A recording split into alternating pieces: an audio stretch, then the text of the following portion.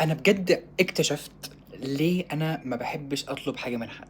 في ناس كتيرة أوي، ناس كتيرة جدًا عندهم مشكلة إن هم يطلبوا حاجة من حد، إن هم يخلّوا حد يساعدهم بما فيهم أنا.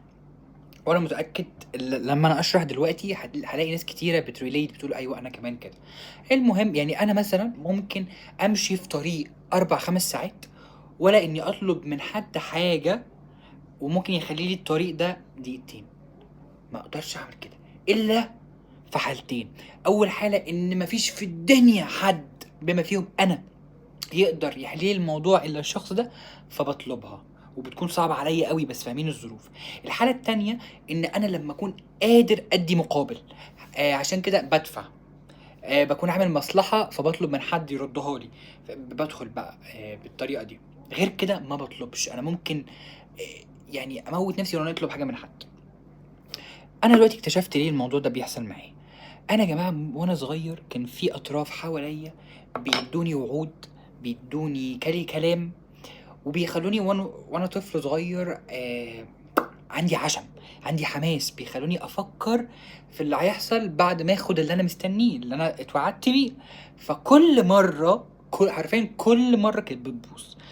فكل مرّة كانت بتبوظ إيه، بتتحط جوايا كأنها زعل وحزن وانكسار، بتتحول للحاجات دي مرة ورا التانية ورا التالتة. برضو كل مرة زعل وحزن وانكسار بيتحطوا جوايا بدل العشم والحماس اللي كنت فيه.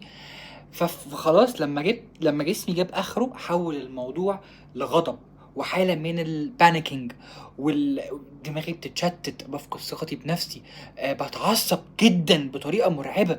انا ممكن اكون قاعد كده ما بتكلمش لكن متعصب علشان حد مثلًا خِلي بيقعدوا معاه. فساعتها أنا أدركت إن ده السبب اللي أنا ما باطلبش حاجة من حد. أنا بادافع عن نفسي، مش عايز أطلب حاجة من حد فما يعملهاش أيًا كان السبب وأيًا كانت الحاجة، عشان ما أحطش نفسي في الوضع ده، إن أنا ما اتعصبش وما اتضايقش. فساعات إحنا بنعمل حاجات في حياتنا غريبة جدًا، مرعبة، إحنا مش فاهمين هي بتتعمل ليه، هي حاجات بتصعب لنا حياتنا. فأنا النهارده لمّا بصيت أو أدركت إن ده حصل لي عشان زمان كان بيحصل معايا كذا وكذا وكذا. فمش هاقول لكم اتعالجت، بل تفكيري هيتغيّر بعد كده، لحد ما أبدأ في رحلة علاج الموضوع ده. هاشوف هيتعالج إزاي وهاعالجه لإن دي مشكلتي أنا وهاحلها أنا. بس حبيت أقول لكم اللي أنتم حاولوا تبصوا على الماضي بتاعكم، حاولوا تبصوا على جذور المشكلة عشان تعرفوا حلها.